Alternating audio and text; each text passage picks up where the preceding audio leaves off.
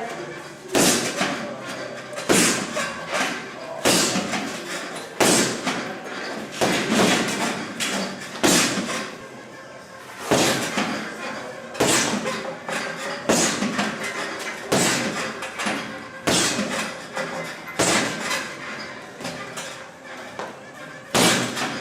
have you ever gone into one of your first sparring sessions against someone who has a little bit more experience than you?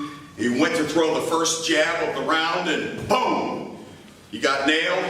Then you went to throw another jab and boom, your head went back, you got hit again. You get frustrated and think, what the heck is going on?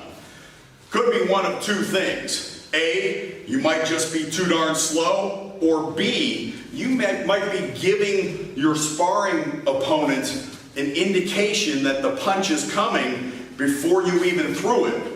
And we usually call that hitching your punch. What we mean by a hitch is, and I have one of our fighters, Nico, here going to help me with the demonstration, a hitch of a punch, that indicator, we're going to start with the left jab. He goes to throw that punch.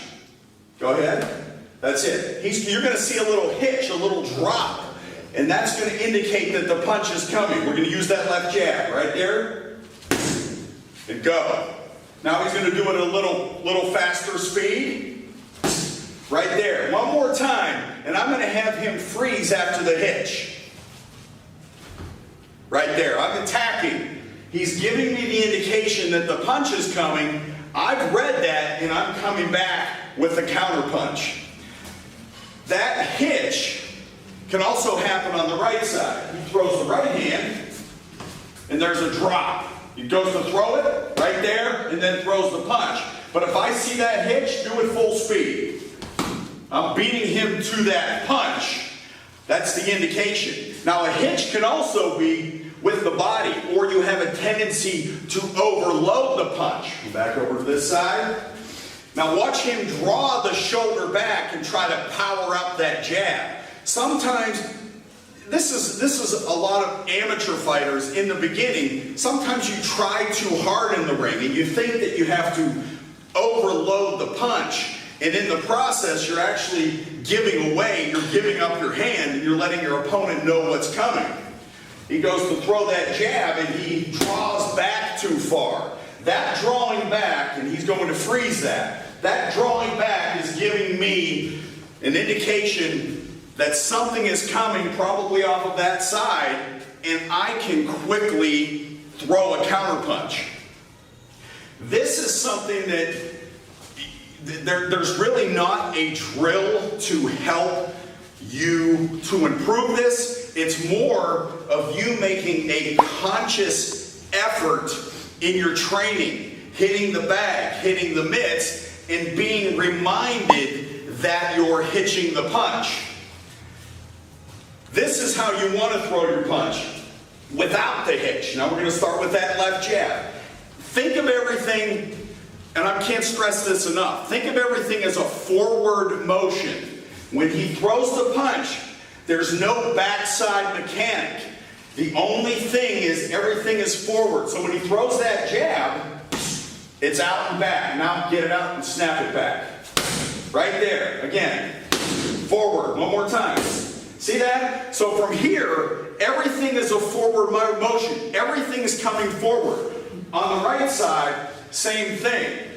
This is more for amateurs, guys that are new to boxing that don't realize they're doing things. But this happens all the time. Now with the right hand, he's just going to throw it from his starting position. Hands are set where he wants them.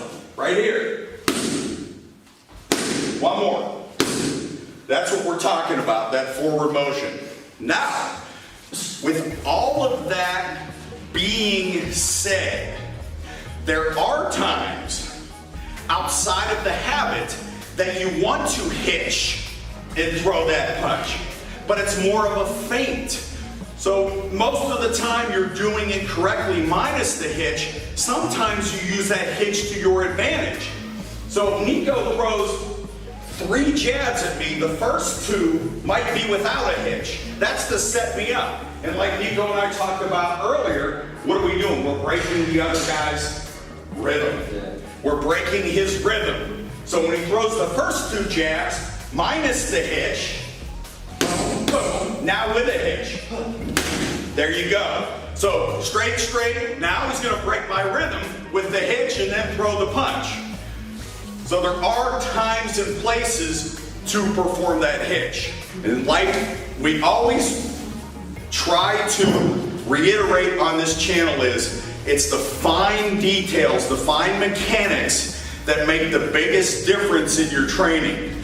So we want you to observe those fine little details to improve. Hitting the bag, working the pads with your coach, whatever it is, make a conscious effort in your training to do things correctly. Now get to work. Ding, ding.